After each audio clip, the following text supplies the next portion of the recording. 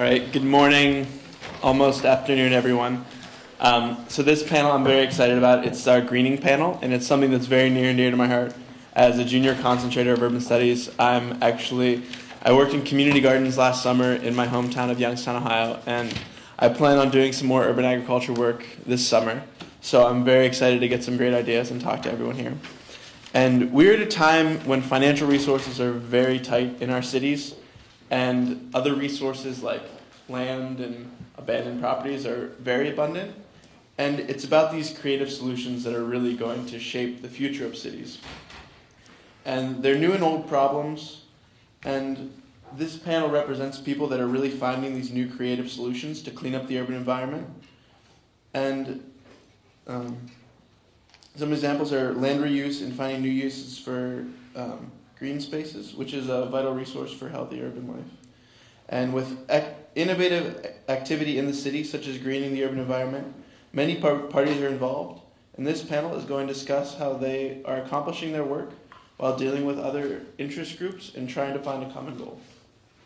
All right, everybody. My name is Kate Blessing. This is Alex. We're the heads of the Urban Studies DUG, or Departmental Undergraduate Group. I'll be introducing Rebecca Salminen-Wott from my hometown of Detroit, Michigan. Salminen-Wott is president of the Greening of Detroit, a nonprofit organization devoted to tree planting projects, environmental education, urban agriculture, open space reclamation, and workforce development programs. Prior to 1996, she practiced law in the city of Detroit. Salminen-Wott is also active in other organizations promoting urban and community forestry. She is a graduate of Wayne State University Law School and Michigan State University. Alex and I both went on one of the Greening's bus tours last summer, I'll have you know. And even I, a native of the area, learned a lot about the city in a short 2-hour period. Let's welcome Rebecca Salminen-Wott.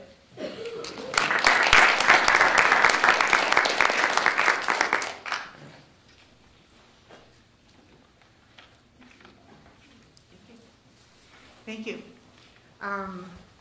You know, it's great to be at a conference like this. I love speaking with students and interested community as a group. And I especially love talking about kind of what we're doing in Detroit and what makes it different and unusual than some of the things that you've heard about Detroit undoubtedly over the years. So look at that vista for a moment. That is an actual picture from an actual place in Detroit that we have redeveloped as a native prairie. And that gives you a little bit of a window into the unexpected nature of some of the things that are happening in Detroit. Our mission at the Greening of Detroit is cultivating and supporting a healthy urban community with trees, green spaces, food, education, and training opportunities. We're in the midst of strategic planning right now, and that mission has been tweaked a little bit. And one of the ways that it has been tweaked is underscoring that idea of a healthy urban community. You know, everything that we do is really built around making sure that we take an ecosystem-based approach to rejuvenating our city. By ecosystem-based approach, what we're talking about really is every single part of the city, from its gray infrastructure to its green infrastructure, to the people who live there, to the plants and animals that thrive there as well. Our challenges and opportunities, these are some of the things that are maybe a little bit more well-known about the city of Detroit. We have a declining population. Between the last two censuses, we lost probably 250,000 people in the city of Detroit, going from just under 1 million to around 700,000 people as residents in the city of Detroit. Increasing vacant space, perhaps that's not surprising given our declining population. One thing that many folks don't recognize is how geographically large the city of Detroit is. The city of Detroit was never developed as a densely populated city like, say, Manhattan. Even when we were fully populated at our height with 2.2 million people living in the city of Detroit, we had luxurious yard space. We were just never as densely populated. That means that right now we probably have upwards of 45 square miles of vacant space in the city of Detroit. Political and economic disarray. These things are pretty well underscored by the national media, but they are a reality, and it's something that we deal with. And frankly, we deal with it as both an opportunity and a challenge. You know, in every challenge, you really find opportunity. Our organization particularly takes that to heart. A continuum of, on one end, municipal inefficiency all the way to abuse of power. We've experienced that a number of times over many decades in the city of Detroit, and you know, fortunately, we're trending more toward mere inefficiency and less toward abuse of power right now, which we're really thankful for. It's still something that needs to be taken seriously as you're planning for productive and particularly inclusive use of green space in the city. New economic leaders and a diversifying economy. You know, the big three are alive and well in the city of Detroit, but they're certainly not the only economic engines that we have these days. We're very pleased that we too have meds and eds. We too have a technology industry, and increasingly we've got a really vibrant creative class in the city of Detroit. No public transportation system to speak of. We do have a bus system. We're contemplating a light rail system. We have the oft-mentioned Detroit People Mover, which is more of like a person mover usually. We've got decades-old racial tensions. These are well-known. They exist today. There's no getting around them. It's something that my organization deals with on a daily basis throughout all of our interactions through the city. And we've got an influx of artists right now, which is a real opportunity. Folks are recognizing Detroit as a place where there's a lot of creative energy right now. There's a lot of opportunity in that it's an inexpensive place to live and to work. There's lots of locations that are good for that kind of work as well. So our program focus, and I'm going to take a break right now to just say, you know, as I was getting ready to come here, I got an email from Kate and Alex, and it posed a question for me of, you know, they wanted me to think about and remark about how we overcome the challenges of self-interest and transparency to achieve a common goal in Detroit. I'll give you a little anecdote. As I was preparing these remarks, and actually I was editing them a little bit yesterday. I got a call from somebody that we work real closely with at the Greening of Detroit, a woman who works for the Southeast Michigan Council of Governments. She asked me what I was doing. I said, well, I'm creating an answer to this really awesome question that I have here, and she burst out into laughter. The reason she was laughing is because the project that we're working on is a project with the Detroit Water and Sewerage Department. The Water and Sewerage Department is under a federal mandate to alleviate stormwater overflow in the Rouge River corridor that's on the west side of Detroit. We've been working with them to figure out $30 million or so over the next 20 years of investment in green infrastructure in that corridor.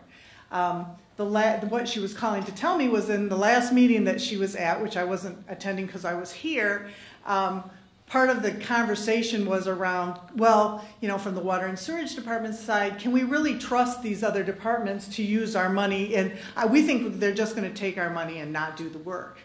And so clearly that challenge is one that is evergreen in the city of Detroit. It's something that we haven't solved. I don't think we've overcome it entirely, but it's certainly something that we keep always in mind and is always an important part of the way we work. We've developed a suite of programming which is really designed to create structural change throughout Detroit's ecosystem. We do programming in several different departments, green infrastructure, that houses our tree planting programs, which is where the greening started. The greening started 22 years ago as an urban forestry organization.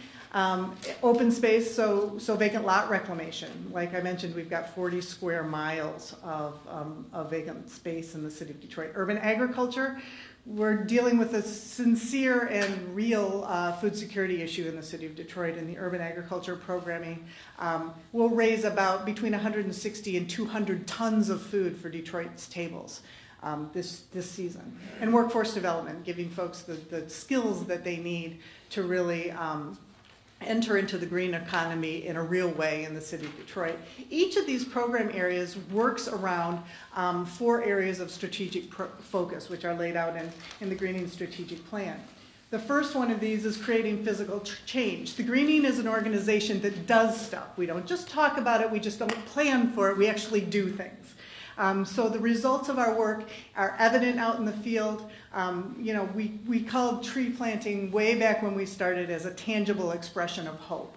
And much of our programming still revolves around that idea. You know, we come back over and over again as we're developing new programs to discuss how these programs create change. How do they create change in the physical environment? All of our programs involve working with land. All of our programs involve growing things in one way or another. And we do what we say we're going to do.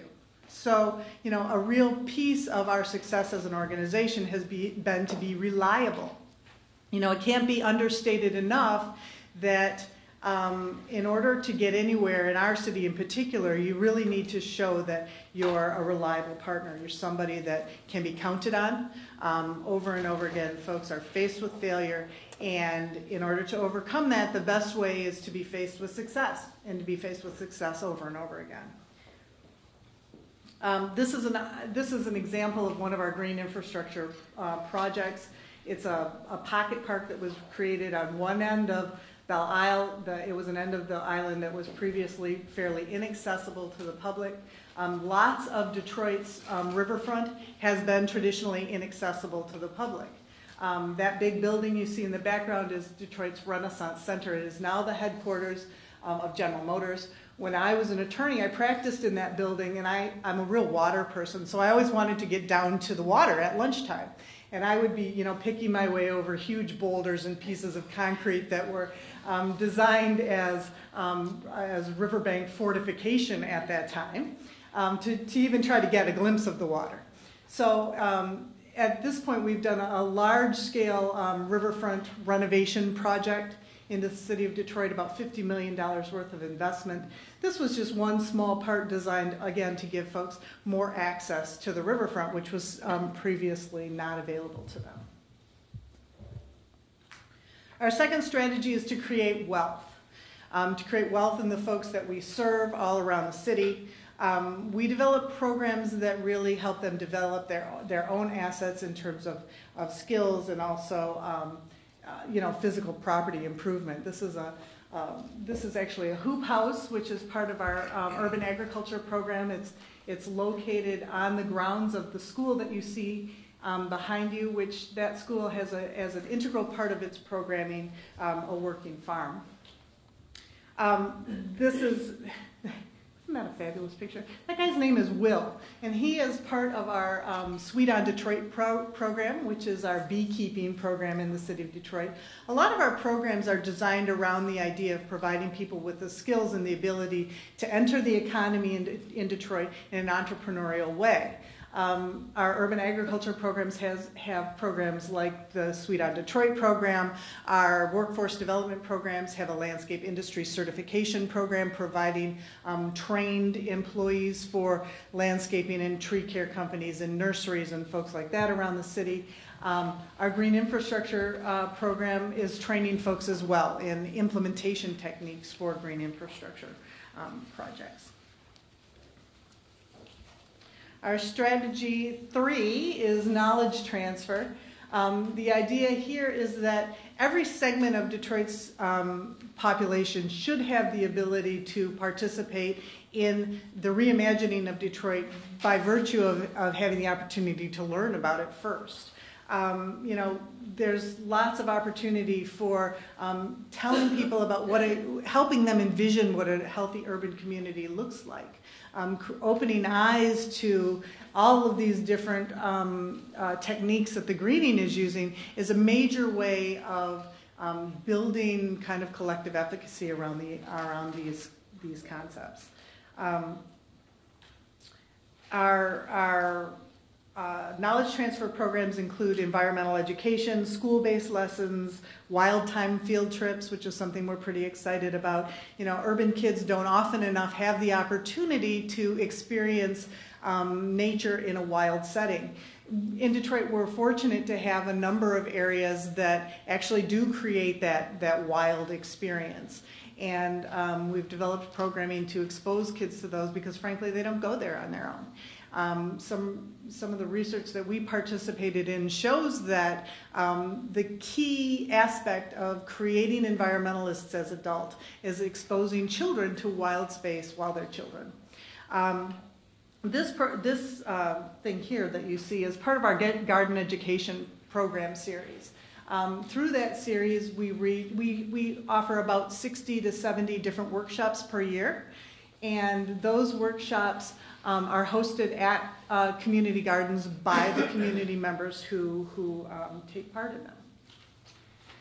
Strategy 4, developing social capital, and this is what it's all about, right? So we're cultivating partnerships, we're creating community within the neighborhoods that we work. The community gardens are a great example of this, quite frankly. Lots of communities come together around the idea of growing a little bit of food, and what they find is that pretty soon they're interested in tree planting. They want to build a park. They're interested in having a community that works together in a way that increases the power that that community has in Detroit's fabric as a whole. Over and over again, we see that throughout many of our different kind of programming, this is an effect, and it's something that we plan into every single one of our programs. One secret to our success in encouraging collaboration has been to recognize that we need to promote that same confidence in Detroit's ability to succeed at every level of our cities. So not only do we work with youth groups, and not only do we work with neighborhood groups to encourage them to understand the power that they have as a group, we also work with folks at the very top, the mayor's office, our city departments, to encourage them to understand that we do indeed have an opportunity to succeed if we work together. Too often in our city that people have tried very hard to succeed in a vacuum. Makes it much more difficult. All of our programming is built around the idea that to truly succeed, we need to be able to envision that success as a group. And we do that at every single level, and increasingly we're able to connect those levels to one another. So collaboration is hard and it's messy, and we will do it anyway. That's a quote from a professor that we work with quite frequently at the Greening, but it's also something that holds very true for our methods. We recognize that things can be done more efficiently on our own. We recognize that a lot of times collaboration makes things more difficult, but it's very important. It's a keystone to all of our programming at the Greening, and we're really committed to it. Some of the more unusual collaborations that we've had, I think the non-traditional collaborations that we have had are a little bit more illustrative than the traditional ones. State, city, county governments, our different areas of governments don't traditionally work together. The State Department of Transportation worked for the very first time with the city's Department of Building Safety and Engineering, which has our street engineering guys on it, on a tree planting project that the Greening planned. So we're able really to bring disparate groups of people together under a non-threatening guise of greening in a way that creates the opportunity for future partnerships. There we go. How did I do on time?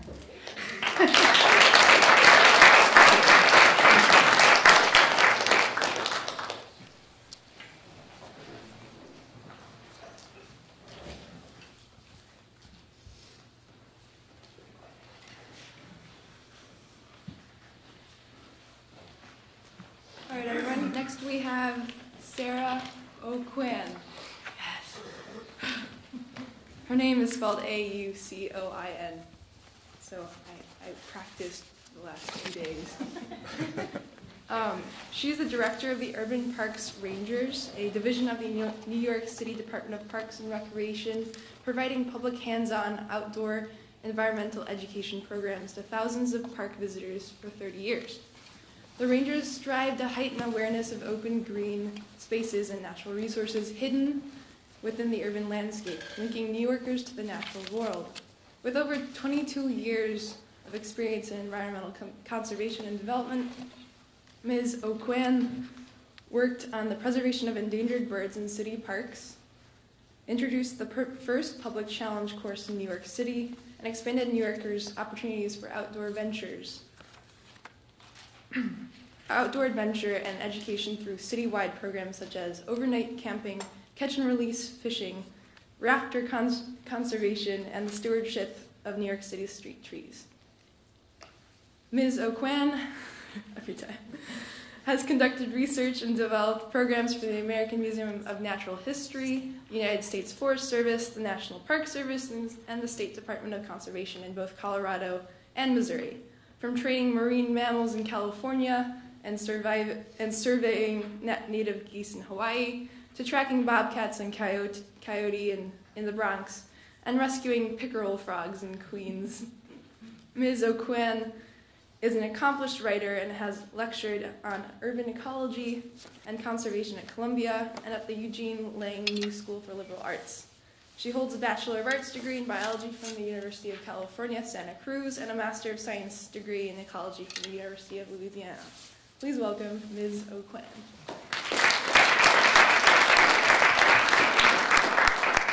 Thank you, Kate. That was very good pronunciation of my strange Cajun name. So thank you very much for inviting me to this conference. Before I start, I want to reiterate something that somebody said yesterday to the undergraduates about seeking job opportunities in government.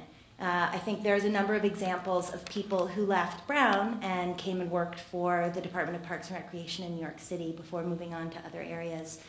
We offer a lot of seasonal opportunities as well for undergraduates to pursue during the summertime. And I think considering government in addition to many other opportunities is really, there's a wonderful opportunity to come in and help shape what's happening, to make changes.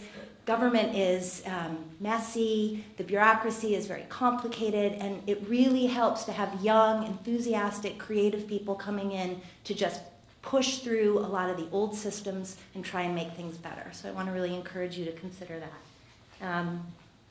So I run the Urban Park Rangers, and we are an organization that has been around for about 30 years, over 30 years actually. Our mission is to link New Yorkers to the nature in their neighborhood and to inspire them to care for the environment, protect parks and their wild residents, and restore New York City's natural heritage. And there's a lot of evidence that when people become aware of and connected to the nature right outside their door, whether or not it's Central Park or the Bronx River or the street tree that's recently been planted in front of their house in Brownsville, Brooklyn, that connection has a lot of profound impacts on their lives in many ways. And this is the reason behind the work that we do, is to improve the lives of New Yorkers in all neighborhoods. And given all of the difficulties of living in an urban setting, nature and a connection to the environment can really help to mitigate a lot of that. And there's a lot of interesting studies that show surprising connections between the environment and really positive outcomes, such as an increase in girls' self-esteem.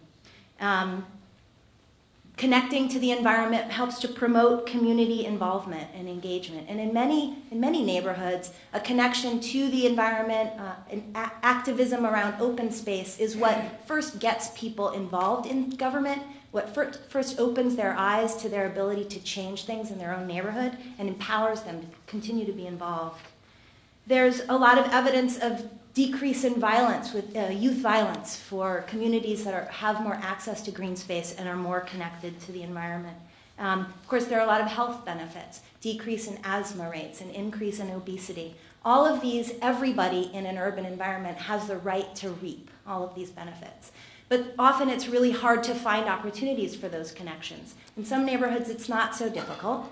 The aforementioned Central Park, Prospect Park. New York City has 29,000 acres of parkland. We've gone up 1,000 acres since you worked for us.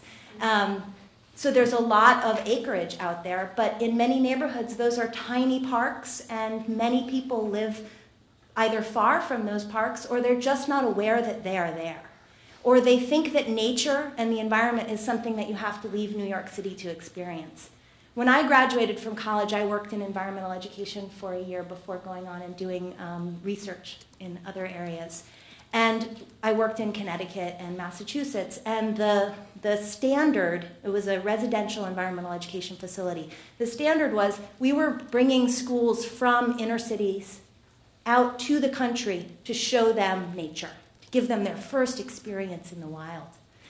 And that's really a crime as far as I'm concerned at this point. Someone's first experience with nature should be right where they live. They should understand that nature is everywhere, that they're part of the environment, and if it is the Bronx River, or if it is just the tree that's in front of your apartment, it's a really important part of your life. It needs your help, it needs your support, and you deserve it. So one of the things we try to do is go out to all neighborhoods in New York City and try to make those connections. Our rangers work in nature centers across the city. So I run a citywide division. We've been shrinking over the past 4 years because of the fiscal crisis. But nonetheless, we still have a mandate to serve neighborhoods across the city. So we run nature centers in some of the larger parks in all 5 boroughs. But we use those nature centers as hubs to try and get out into the parks, and those nature centers are primarily located in the larger parks in New York City.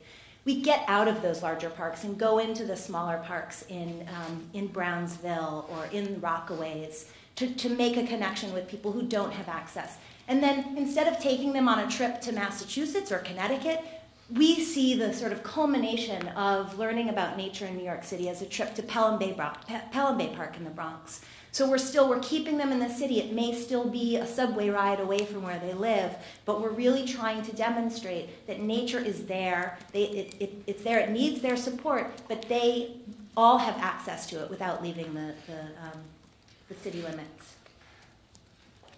So we do this through primarily through programming. We try to offer programming that reaches people throughout their lives, and our hope is that we can reach young children and then continue to offer them opportunities to get involved as they grow, and then hopefully someday they'll come work for us as a seasonal ranger, and then they'll get hired full-time, and eventually they'll become the commissioner.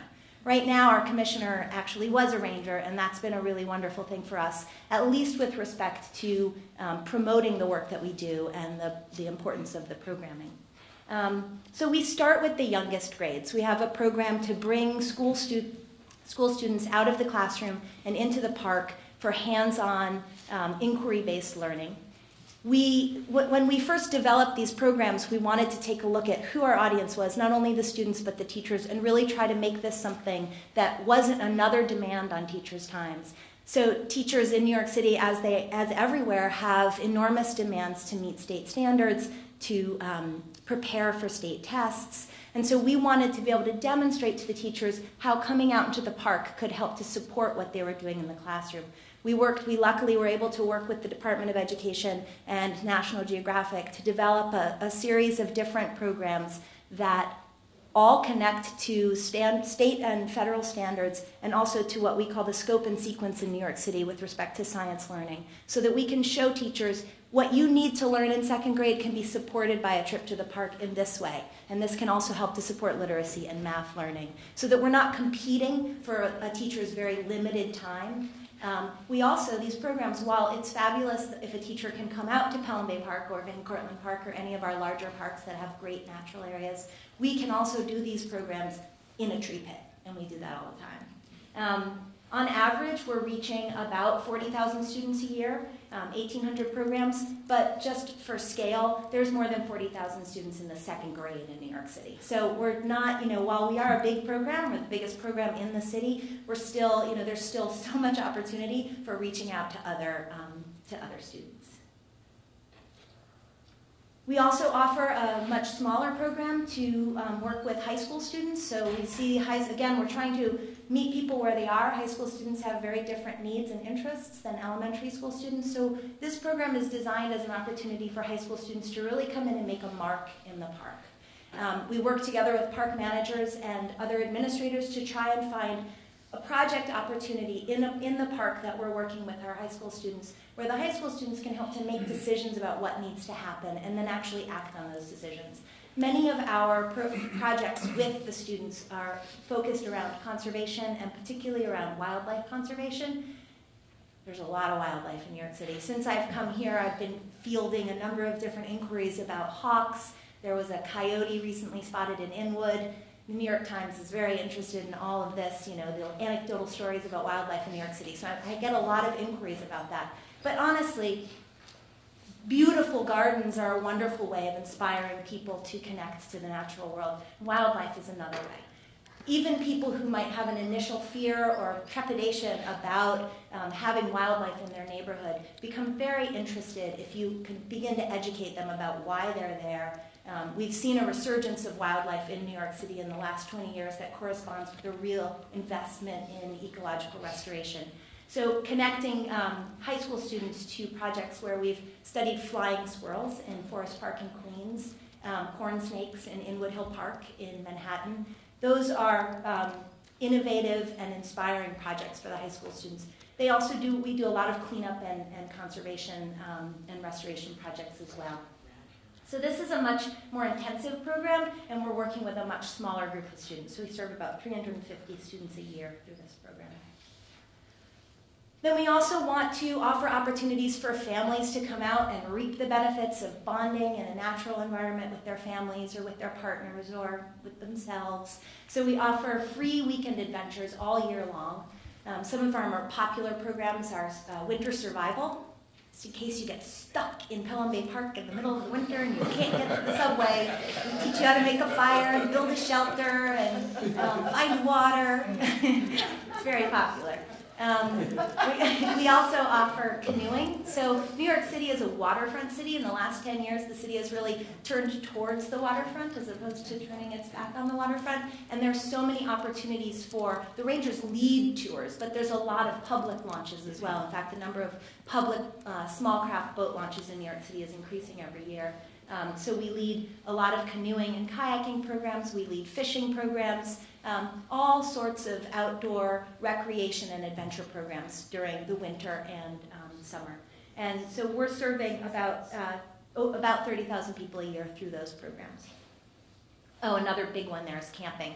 And so when you asked us to think about how we sort of overcome obstacles and work together with other entities and transparency, when we first suggested camping in New York City, the answer from some in the administration and some of the nonprofits that we work with is, we're trying to get homeless people out of the parks. We're not trying to encourage them to camp. And we said, no, that's not, you got it completely wrong. So we had to work long and hard to convince the people in our own agency that camping was a wonderful way for families to engage in the natural world and support parks and park conservation. So we do a lot of camping now, luckily. See, there you go. In the summertime, when students are out of school and there's more of a demand for these kinds of outdoor recreation opportunities, we often offer what we call a custom adventure for camps serving low-income and disadvantaged communities. These are full-day or overnight opportunities for students to come in. We like to combine activities. So we'll bring students in and they will begin by fishing in one section of Alley Pond Park, and then they will orienteer their way to a campsite where they will set up a tent and spend the night, including s'mores. We always have s'mores. Our budget for s'mores is always a very significant part of our negotiations every year. We recently, through a grant from the state, it was a grant to develop a new trail in New York City. We interpreted that very creatively and developed the first public adventure course, I believe, in the country. There is one now in New Orleans as well. Challenge courses or adventure courses are generally privately managed for fee-based programming. And we were one of the first entities to say that we wanted to use public land to build a course and then open it to the public a portion of the time for free. So we did, it's the largest course in the Northeast, and it opened in 2007. We do also offer fee-based programs, and our hope was that we could bring in some corporate groups. Corporate groups pay outward bound a lot to do adventure programming. We thought we could offer a slightly reduced rate, but still bring in some corporate dollars to help support this program and some of the others, which hasn't really launched yet because the economy tanked as soon as we opened this. However, we are serving many youth groups through this program, and it really is, it really has, it's an amazing program. I mean, if any of you are coming to New York City, you'll have to participate in it. It promotes team building, and provides physical, intellectual, and emotional challenges for groups to overcome together. And so one of the, when we said we wanted to open it for free 1 day a week and just invite people to come and participate, the developer, who's also an educator, they develop educational programs for these kinds of courses, said to us that's not possible because this is intended for already existing groups. You can't bring strangers onto this course and have them work together. Psh. Queens, you can make it happen in Queens. So we built the course right in the middle of a place where there's a lot of barbecuing on the weekends, and it's an enormously diverse community that comes out and uses these barbecue areas. They're not the same kind of people that are generally going out and looking for an opportunity to experience outward bound type programming. And we've been able to really promote the course, bring grandmothers and young people together who don't know each other in these group challenges. And it's really had a huge impact on this community, and we've been able to really successfully run it, not yet generating as much revenue as we can, but so this has been a really exciting project to work on. One of the conundrums of coming and working for the Urban Park Rangers, which I think is part of our opportunity as well, is that we are enforcement officers. So our staff is supported through tax levy. There's another division, a sister division. It's actually the same civil service title in the Parks Department called Parks Enforcement Patrol. Attracts a slightly different person to work primarily in enforcement. However, rangers and Parks Enforcement Patrol officers go through all the same training. So we use education as our main tool of enforcement. Once we get all of our powers of enforcement, we go out and really try to use education as a way of encouraging the proper use and support of parks. But rangers do have that power as well. And then, as I was mentioning earlier, increasingly wildlife management is a big part of what rangers do, and it's also a big draw for young people coming to work for us. The wildlife populations in New York City have been increasing from insects and small mammals all the way up to coyote. We have breeding coyote in the Bronx, in both Pelham Bay Park and Van Cortlandt Park. We have pups every spring. When they are 6 months old, they disperse, and sometimes they disperse south into Manhattan. Last year, we were able to catch a coyote in the Lincoln Tunnel and relocate him back up into Pelham Bay Park. So the city has the city from government to people living, residents, have sort of ignored and turned their backs on the fact that there's wildlife in New York City. And it's something that the city is beginning to sort of understand is an issue that needs to be managed and an opportunity for educating people about the benefits of the natural world and the work that we've been doing to restore nature in New York City. So these increasing wildlife populations, as I said before, really do correlate with an intense concentration on environmental conservation and restoration in New York City.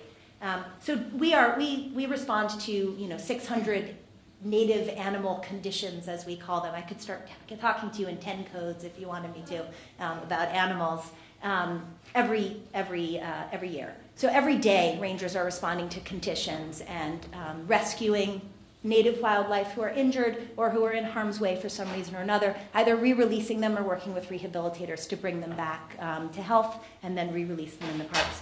We've also had the unique opportunity to work on a number of reintroduction projects. So we have successfully reintroduced screech owls into Central Park, where they are now breeding. We oversee the piping plover endangered species nesting area in Rockaway Beach, which is out in Queens.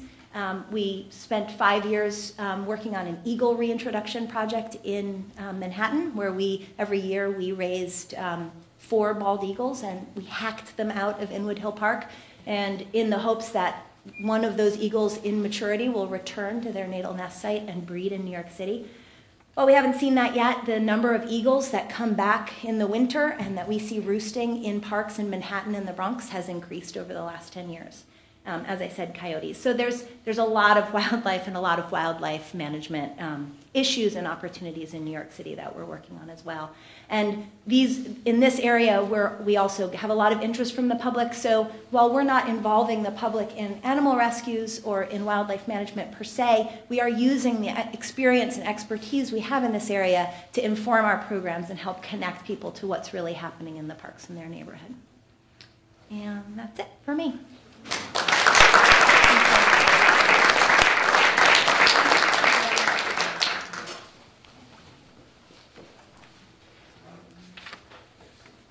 All right, thank you.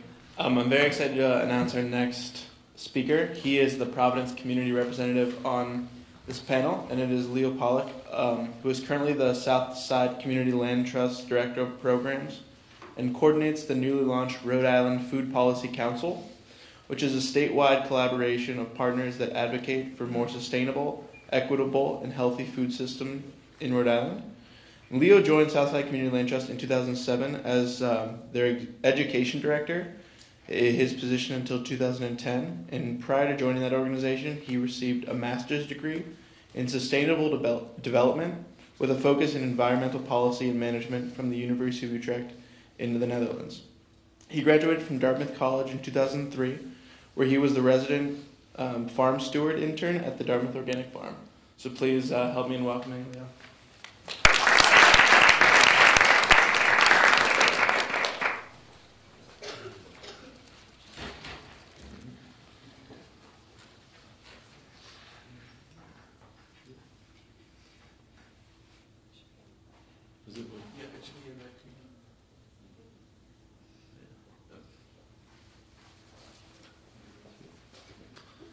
All right, well, thank you. Thanks, Alex, for the introduction. So my name is Leah Barkham. I'm the program director at the Southside Community Land Trust. We're an organization that's based in South Providence, and we actually just celebrated our 30th anniversary last year. So the organization has been involved in this work for a while, and it's really exciting to see a lot of momentum around food access, and healthy food now. Our mission is really basically to teach people how to grow food. And I'm going to talk a little bit about sort of the three programs we have that we work on that. So City Farm is sort of our cornerstone. It's a 3/4 acre organic farm in South Providence, just up from Rhode Island Hospital. We look at it as sort of a multi-use site. It's a site that is a model for how much food can actually be grown in an urban environment. So Rich Stewart, who's our farm steward there, on about 5,000 square feet of growing space, grows about 5,000 pounds of vegetables a year. I would be hard pressed to find another farm that is actually producing about a pound of vegetables per square foot. And I'm not talking about corn, tomatoes, potatoes. I'm talking mostly salad greens, cooking greens, cherry tomatoes. So really sort of a model of what high-intensive growing can look like, providing a lot of food in the city. So the produce from City Farm, most of it gets sold at farmers markets in Providence, some direct sales to local restaurants, and we do donate probably between 10 and 25% of produce there to either the Rhode Island Food Bank or to some of the soup kitchens, one which is right in our neighborhood. Every year we have a plant sale for anyone from the Providence or Rhode Island area. It's always the weekend after Mother's Day. All seedlings are started on site in a 75-foot greenhouse. Rich, with an apprentice and volunteers, starts about 18 to 20,000 seedlings. And on a 2-day weekend, usually we have about 2,000 people that come through. And it's really exciting for the organization to see all these seedlings started on site in South Providence, spread out around the city and around the state, and essentially feed a lot of people. So here's another picture from our plant sale.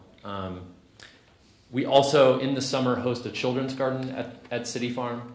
We partner with usually about 8 different organizations running summer programs in the South Providence area. And this is really a way, as as others who spoke before me, to introduce kids in the South Providence neighborhood, a very low-income neighborhood, to what it looks like where food is produced, to give them some sort of basic introduction to what I always say is sort of from seed to plate. So they learn about planting seeds, transplanting, taking care of plants, harvesting, and obviously we do some cooking as part of that. And it's really amazing to see kids who really, that's not a part of what they've grown up with, and sort of their initial hesitation just really thrive in ending up digging their hands into the dirt. One of our major initiatives right now, we are a land trust, which is a sort of a unique model for a land trust. We don't preserve land for conservation's sake, we preserve land for production's sake. So right now there are 14 community gardens that we own the land and manage. The goal is that that land will be preserved in perpetuity for the purpose of urban food production. So we have directly on lands owned by the Land Trust about 250 gardeners that are growing food for themselves and their families. This is our largest community garden, the Somerset Community Garden. It's actually right up the street from our office and right across the street from City Farm. Also about 3/4 of an acre. And as you can see, a lot of the gardeners there are growing very intensively as well. And you know, we estimate that most families with plots save somewhere between $600 to $1,000 a year by growing their own food.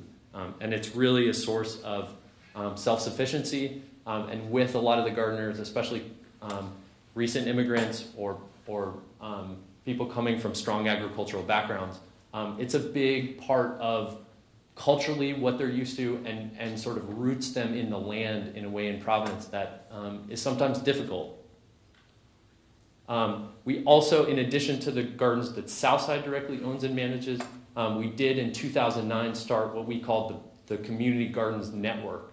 So these were gardens that either churches wanted to start, community agencies, schools. This is an example of the St. Michael's Church in South Providence. Catholic Church, really diverse constituency, essentially tore up their entire grass lawn in the back of the church and started a community garden there. We also helped them install some rain barrels off of their roof, so the garden is being fed by holy water. So they're now in Providence, really exciting, about 14 gardens that the Land Trust manages, somewhere around 26 gardens in the network. So there are now over 40 gardens in Providence and growing. The Land Trust is committed to acquiring and building out at least 2 new gardens a year. And we're committed to helping 5 additional groups start what we call network gardens. So the goal is that there will be a minimum of 7 new gardens a year in and around Providence. So this is a really exciting development. And I'm really excited. I was really excited to have Rebecca go first because, as I told her before, this was actually something that our community growers director went to Detroit and was really inspired by the work that they're doing. And we've now modeled some of our work in Providence on that. So this year we're launching a new initiative in response to not just excitement about community gardens, but really just about growing food in general. Backyard gardens, school gardens.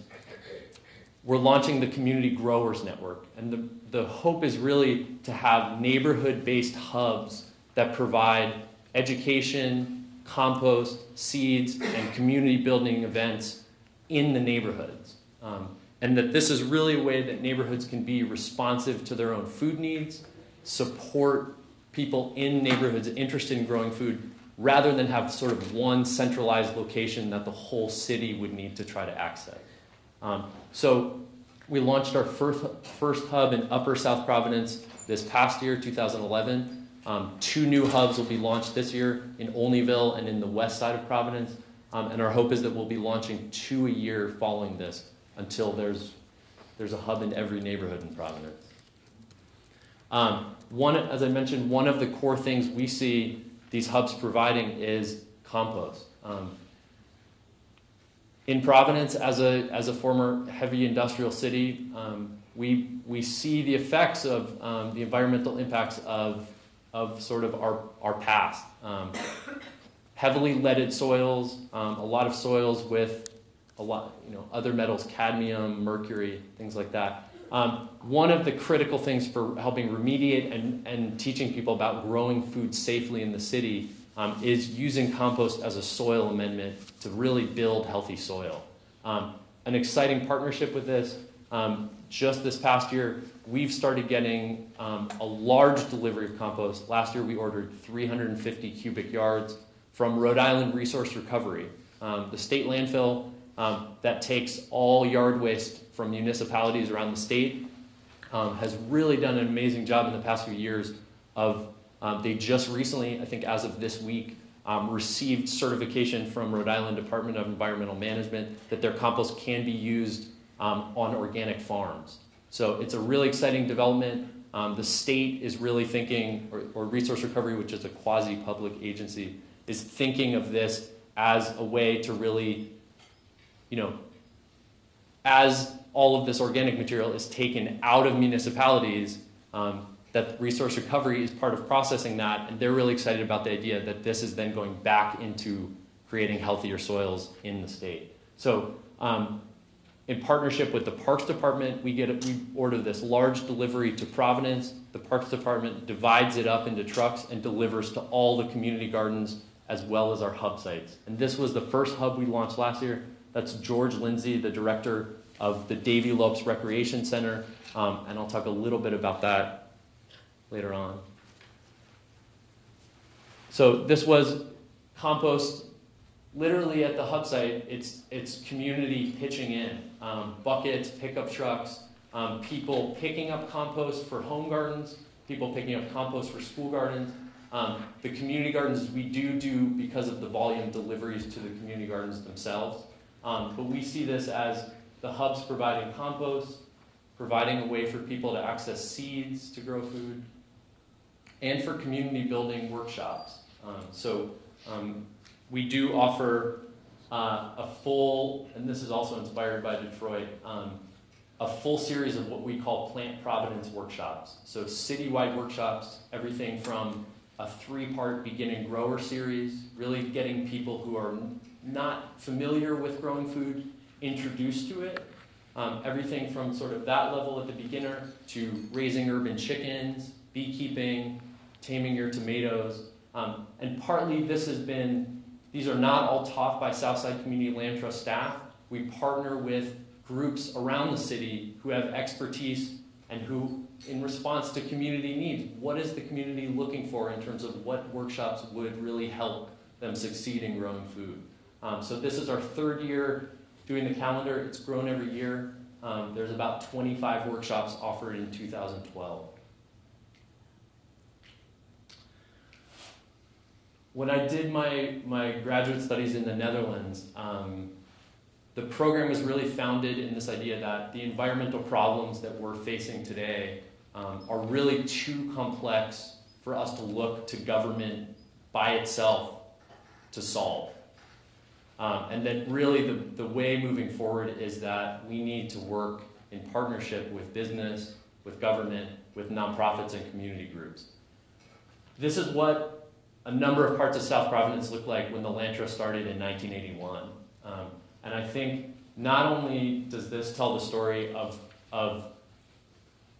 the history of the vacant lots that now are being turned into gardens, but it really tells a story about the economic impacts that a neighborhood like South Providence were seeing, the environmental impacts, and also sort of the real lack of community that was there. There was a lot of flight from South Providence at that time. A lot of houses were being burned because people couldn't get insurance money. So I would like to say that the picture looks a lot better today, but driving around Providence, we still see a lot of lots that look like this now.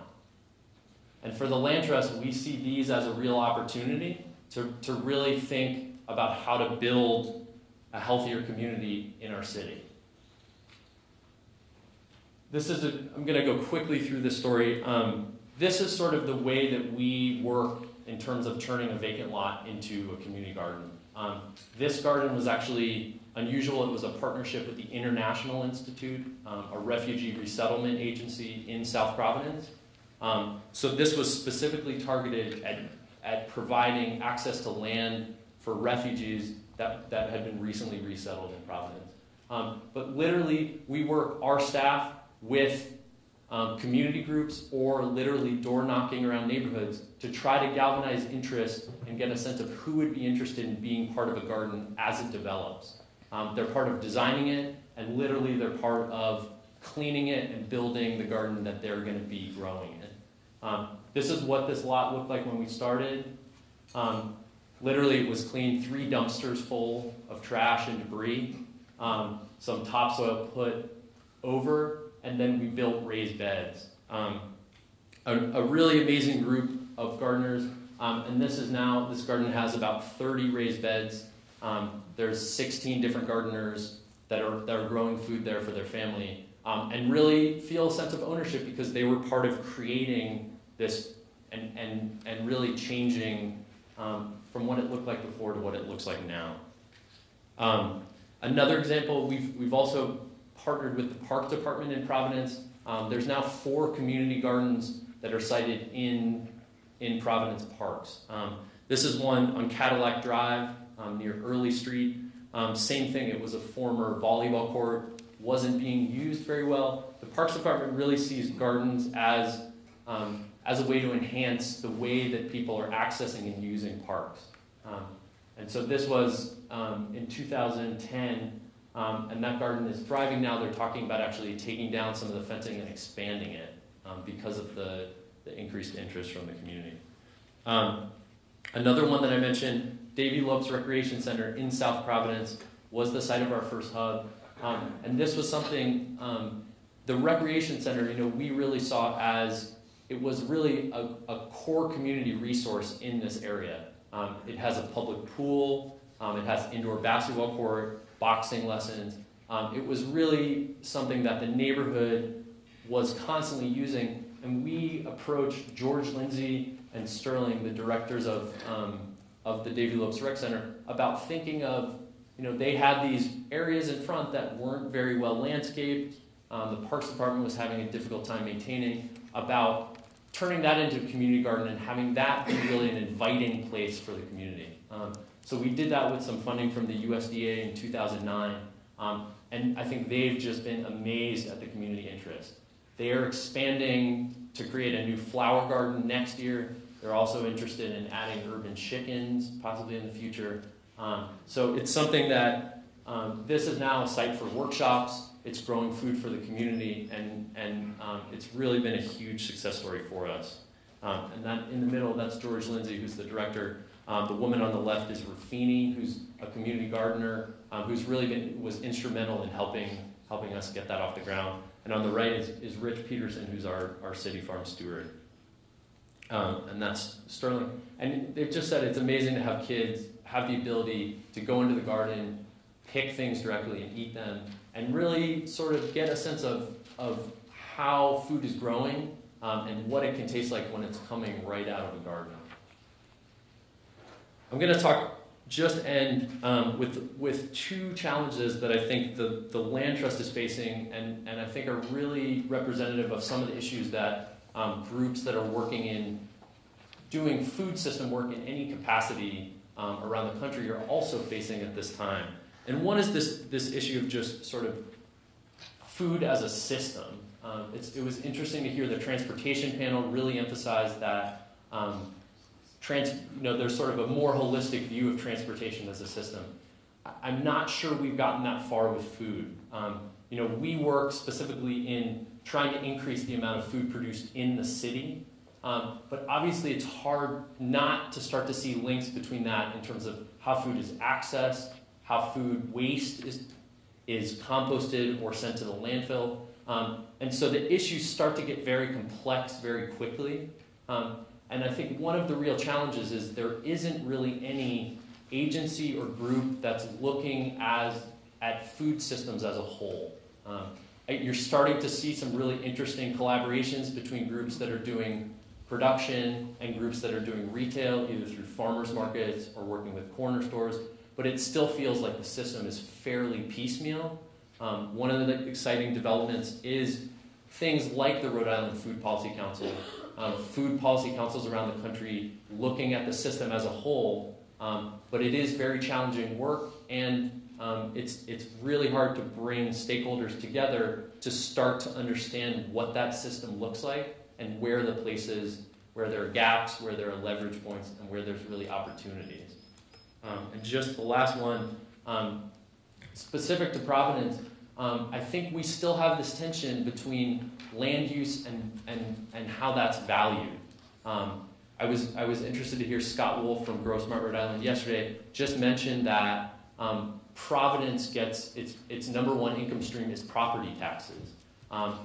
The difficulty is when land is turned into community gardens, it's essentially taken off the tax roll.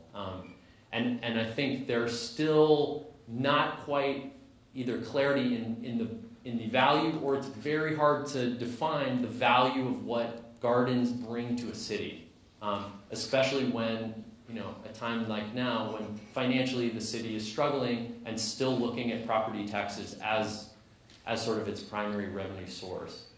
So I think there's always going to be that tension a little bit, but if nonprofit groups or community-based groups doing food system work can really do a better job of defining what, or at least framing what the value of increased food production, increased green space in a city can provide. I think it's really going to help the movement make a better toehold in community. Thank you.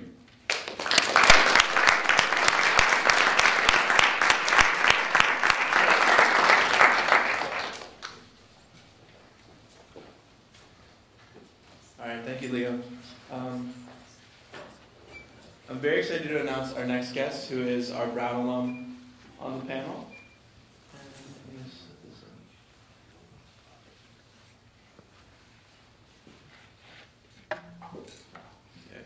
And it is Carpenter, who received her Master's of Architecture from Princeton University, where she was awarded the Howard Crosby Butler Traveling Fellowship in Architecture. And before attending Princeton, she earned her Bachelor of Arts in 2005 in Philosophy from Brown. She has worked in the offices of Shiko Mori, architect, and Stephen Hull, architects in New York City, as well as Shigeru Ban, architects in Tokyo. Carpenter is currently an adjunct lecturer at the Bernard and Ann Spitzer School of Architecture at the City College of New York.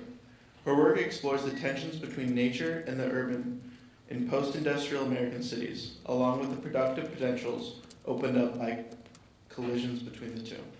So please welcome Carpenter.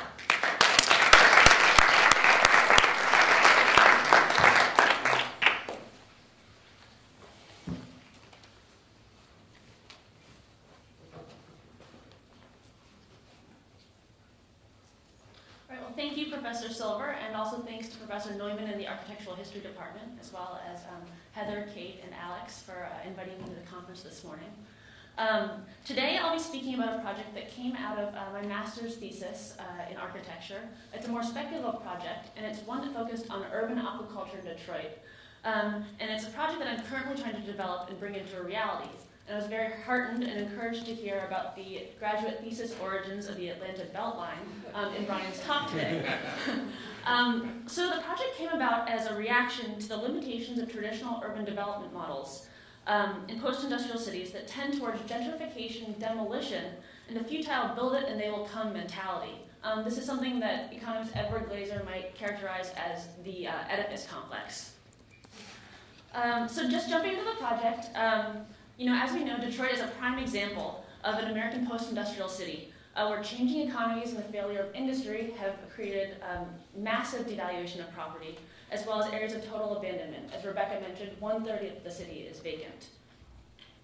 So the conventional toolbox of architects and urban planners must be radically rethought and creatively enhanced in order to address the problems of Detroit and stimulate any kind of change.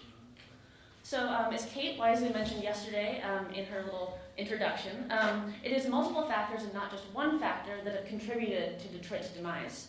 With that said, this is a spatial timeline of Detroit that attempts to identify 4 factors that have contributed to the changing morphology of Detroit today, namely industry, infrastructure, people, and the wild. So as we know, in the 1940s, the automobile industry moved out of the city. It was once a centralized model, and it moved out of the city and consolidated. Then in the 50s, with the Interstate Highway Act of 1956, the railroad and the historically water-based transport system were displaced by the highways and freeways. Then in the 60s, as we know, the Detroit inhabitants moved out of the city, accelerated by suburbanization, following the jobs that had then moved out of the city due to industry. Now, what started to become prominently visible in the 1990s and continues today is what became the premise of my project, specifically that the city has started to become wild and nature has started to come back into the city in a new way. I think we started to hear about that a little bit in both Rebecca and Sarah's talks. So the testing ground for my project is a site in the East Poletown neighborhood of Detroit. It's roughly 420 square miles, and it has a typical residential and industrial and institutional density, or lack thereof of density. And it was chosen due to its proximity to Eastern Market, which is right here. This is a central hub of local food production in the city, and thus an ideal location for distribution facilities for aquaculture. So the first step was to examine the condition of vacant lots and to try and find the latent possibilities that they might offer. So what I discovered is that in Detroit, there's a misalignment between perceived and actual value of property. Abandoned property is assumed to be valueless, but in fact, an untapped value exists in the embedded infrastructure systems, specifically the water infrastructure and sewer infrastructure, that were put in place during the automobile boom times when the city had almost twice its current population. So here in this diagram, you see the density differentiation from 1950 to 2011, as well as the existing water and sewer infrastructure systems. And here in the 2011 diagram, you can see how far fewer houses there are, and yet the infrastructure system is still intact. In this diagram, then, you also have it shows the density differentiation from 1950 to 2011, yet on a scale of a block. And here you can see that the infrastructure hookups per each house are still intact as well. So by reappropriating the existing and now excess capacity of water infrastructure, the project replaces the obsolete industrial model from the automobile industry, which was isolated from the city and predicated on mass production, with a new model of industry based on sustainable food production.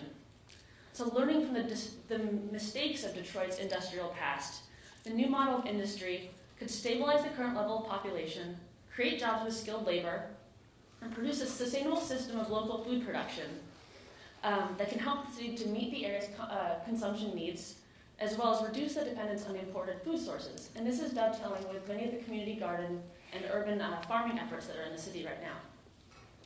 As well, introducing a sustainable aquaculture system also addresses the work of conservation efforts that are done by groups like the NOAA and the Atlantic Salmon Federation that are trying to find safe ways to farm fish inland that avoid both polluting water resources in the ocean and harming native wild fish populations. So this is a rendering of the project. And rather than simply rebuilding, the project proposes a feral urbanism that learns from the emptiness and the wildness of the abandoned city.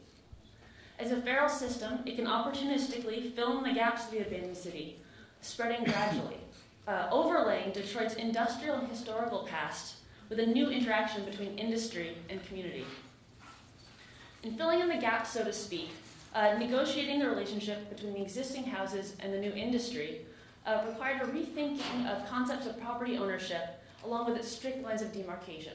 And this is something we also saw in Greg Lindsay's talk and Jeannie Gang's project yesterday about the idea that we need to start rethinking certain conventions of property ownership. So now typically property boundaries are oriented along the street grid. Yet the condition of abandoned property reveals a reconfiguration of the city where historic notions of the city plan and the urban grid have become irrelevant. The project proposes a dissolution of property boundaries, instead generating a flexible relationship between the house, which is the core notion of our idea of property, and its various social and spatial engagements. A new interpretation of property uses the house as a center point on a radial field gradated along a spectrum of individual, collective, and municipal ownership.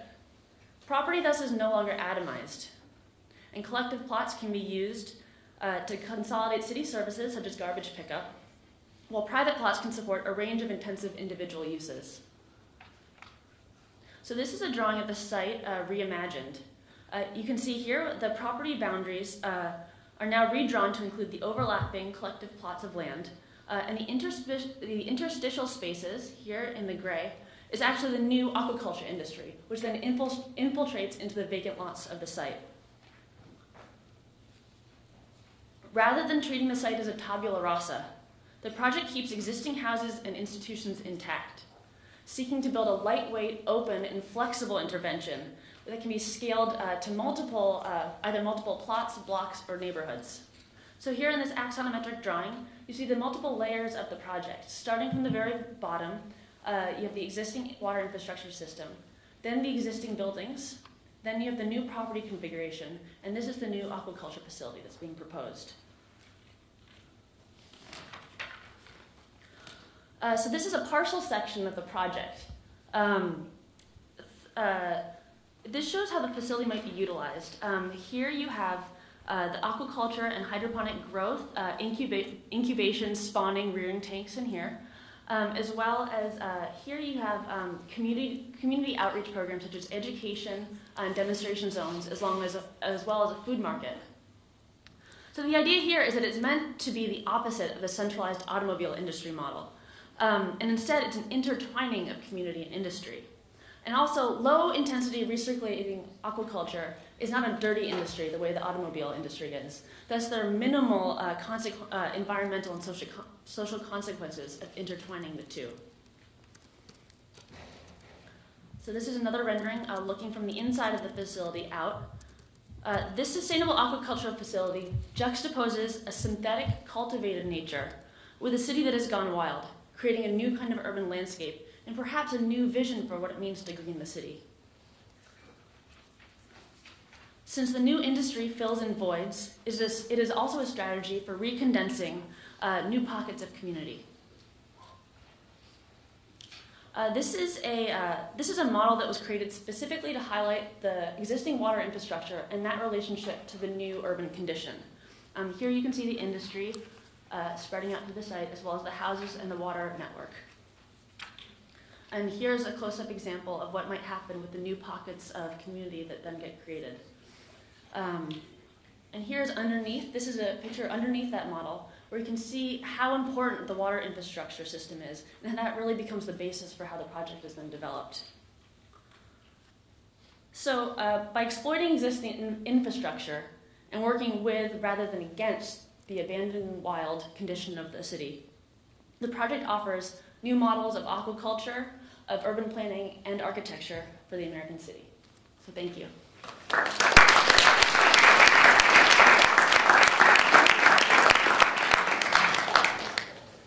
I want to thank everybody for being right on time so that I know you should never stand between a group and its lunch, but nevertheless, I hope that there is at least 2 questions we can do.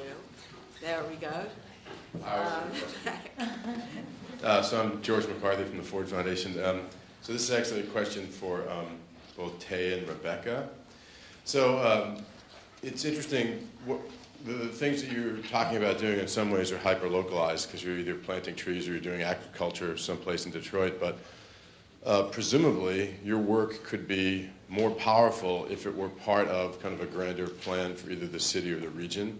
And I'm wondering, to what extent do you connect up with the planning that's going on for the city and the region? So, for example, there's a plan now that's under development, who knows if it's actually going to be executed, to sunlight the Bloody Run Creek and create a park equivalent to the size of, let's say, Central Park in New York, right? I think that if they sunlight Bloody Run Creek, it's going to run through your neighborhood right there. So it might be useful to know if that's going to happen, and then you might want to adapt your plan to whether or not that plan goes forward. Moreover, you know, there's a lot of condensing of the redevelopment through the rest of the planning with Detroit Works and everything else, so that we're looking at like the redevelopment of the Woodward Corridor. We're looking at kind of redevelopment on the Near East Side. We're looking at Southwest. And so are you developing a strategy that will maximize your impact by coordinating that with the larger plan, or are you right now kind of still working in kind of an atomized fashion? Did I do it right? Did I turn it off? Hello? Okay. So our strategy has been to work with all of those different agencies who are planning. Lots of plans, you know, we always joke there's probably a huge warehouse someplace in Detroit filled with plans. We tend to get planned to death in the city, but our strategy has been to work with all of those agencies who are planning. You know, we have a real, we at the Greening feel a real responsibility for making sure that green infrastructure in all of its different varieties is taken into account as those plans are built. You know, I said earlier, we're folks who do things, and so a piece of that strategy has been to really concentrate on doing pilot projects right now that are going to be useful as those plans come into fruition, so that, you know, I personally am a believer of a Detroit that looks like concentrated villages of densified population that have as a connective tissue green space. Green space that can be productive, green space that can be community building, that links all of those different densified villages throughout the city. The projects that we have going on right now are pilot projects that will allow us to move those projects to scale in fast order as soon as kind of the overlaying plans for the city are put into place. So, for instance, phyto and dendroremediation is something that we're testing right now on a 20 to 30 acre scale. That's the idea that our brownfields can be rehabilitated over a number of years using plant material, so that then they are suitable for silviculture and agriculture and even just pure green space or green waste utilization in the future. So we've got a number of different projects like that spanning green infrastructure improvements to agricultural improvements to even workforce development. The workforce development projects are really designed to be the engine for all of these projects to happen in the future. So the idea being that we're training Detroiters right now who are unemployed or underemployed so that they have the skills necessary to take a piece of this new emerging economy that happens when new plans are put into place and either infrastructure is removed or new green infrastructure is put in its place. We're going to have the workers who are educated in Detroit and live in Detroit who are able to take a piece of that economy and make it their own. Is this working? Yeah. Well, I would take that as a piece of advice. I'm going down to Detroit in about 2 weeks for the first time to start speaking with some stakeholders.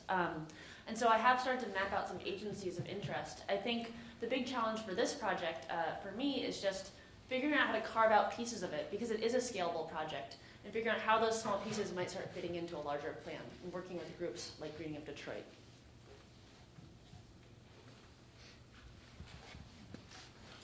Hi. My question is really aimed at Sarah, but Leo, you certainly touched on this and may want to respond as well. You talk, Sarah, a lot about engaging students and getting others involved in terms of many of your outreach efforts. I'm wondering whether you have the bandwidth in your staff to reach really deeply into the schools, particularly the middle schools and the high schools, public high schools in New York, because as you probably know, there is a growing emphasis on ecology. In fact, the SAT test in bio has an SAT component specifically around ecology. And I'm just wondering, you have so much to offer the students in terms of learning opportunities, whether or not, first of all, you have the bandwidth to reach out into the schools, and if you're doing so, is that successful? And then further, in terms of the impoverished population in New York City, and Leo, this really goes to you more so, you know, there are many programs, work-study programs, trying to train impoverished women in particular, so that they can develop a vocation. And I'm just wondering whether you have the opportunity to reach deeply into those populations in New York, because this is a serious issue in the New York sort of public schools and the impoverished population. Thank you for the question. There's a really deep network of environmental education organizations in New York City. So the Urban Park Rangers are one of the institutionalized government entities. There are a number of other agencies have an educational focus as well. The Department of Environmental Conservation Region 2 does. That's in New York City. EPA is there and has a real strong foothold. The Department of Environmental Protection has a small education force as well. Many people who've been working for over 30 years to try and change standards in the Department of Education. And then there's a lot of nonprofits. So a number of our private partners, Central Park Conservancy, Prospect Park Alliance, have an education arm, although the economy has certainly taken a hit. Education's often the first to go. Especially in New York. Yeah. But there continue to be a lot of small, Lower East Side Ecology Center, Grow NYC, there's a lot of different entities. And I was saying to, I remember who I was talking to about it earlier. Sometimes we're all at meetings and we have to remind ourselves that we're not competing for, at least for market, for there's more than enough people to serve, right? Sometimes we're competing for funding, and that's unfortunate. But one of the things that we try to do is really link those organizations into city initiatives. Not to ask them to change their focus in any way, but to show them how these new initiatives, for example, the more recent Plan NYC, the sustainability initiatives that the mayor unveiled, and specifically the Million Trees Project. So this is a big initiative to plant 1 million trees over the next 10 years, to plant and care for 1 million trees. And it's the caring for that I've really worked, our division has worked to bring environmental organizations in under that umbrella and show them how they can use that initiative to leverage their own resources. So we don't have the bandwidth. I have 30 rangers out there right now. But we do have the capacity, in addition to our direct service, to really help other organizations leverage resources through various city initiatives. So I think that's really the way to make it happen. Another interesting development, recently I was talking about this last night, the Department of Education actually hired a sustainability coordinator in their facilities division to focus on green build, new school construction, green infrastructure, but she only took the job on the condition that she could have an arm, reach into curriculum as well. And she joined our Million Trees Initiative and has worked really hard to bring environmental education issues to the table at the Department of Education in the academic arm of the department. So they've instituted, also service has become a really big part of many government agencies in New York City. So this sustainability coordinator, working with a number of other entities, has instituted a service requirement for all schools in New York City. She's also overseeing, they're called green gurus at each school who are responsible for developing a green plan for their school that involves curriculum tie-ins. So really the only way to ever achieve something like that is through partnerships with our government and nonprofit partners across the city. And luckily there's a lot of that going on in New York City, but there's a lot more work to be done for sure. I'll just add something really quick to that. Is similarly, we're a relatively small nonprofit organization. We have 9 full-time staff, and we had, at times, through grant funding and through other funding, started to work mostly at elementary school level, and really have scaled that back. I think part of that is there hasn't been sort of a warm reception from the Providence Public School District, seeing that as a critical piece of in-school learning. I do think there's some momentum around this in terms of after school or out of school time. But to some extent, we've really focused, at least our education programs now, on adults in Providence, mostly because of capacity. Well, but I got to the adults as well, so thank you. Yeah. And I will say there's definitely an effort to to have more job training opportunities, especially in green job training. Recently, through the Million Trees Initiative, the Parks Department worked with an economic development group to put together a Million Trees training program, which brings in youth or young adults and underemployed adults from low-income neighborhoods and trains them in caring for trees. They learn how to use chainsaws. In many cases, we're helping people get their driver's license, GEDs, and then you learn to use chainsaws and safely climb and prune trees. So there are some small efforts at job training, but there really is not a lot of funding out there. There's a lot of talk about training for green jobs, and there just isn't a lot of financial support at this point. Kurt, we'll take your question, but panelists, please be brief, okay? Gotcha. I'll try to frame my question in less than 5 minutes. I guess I could even come down to yes, no. The projects that you're working on, access to local food, increased tree cover for cooling, relate to resiliency and planning for the increased frequency and intensity of climate events. And I'm just wondering if in your collaborating agencies, how much you're hearing the language of planning for resiliency really over the lifetime of these grade school students we're talking about. Are you hearing about resiliency from collaborating organizations? We are. So, Yes. yes. I would say yes also in terms of how much food we would have access to in case of some kind of breakdown in transportation. That's coming up again and again. And you'll get elaboration over lunch. So please, we have box lunches for everybody outside so that you can mix and match and move. And please join us back here in about a half an hour. Okay, we'd like to start at 1:15.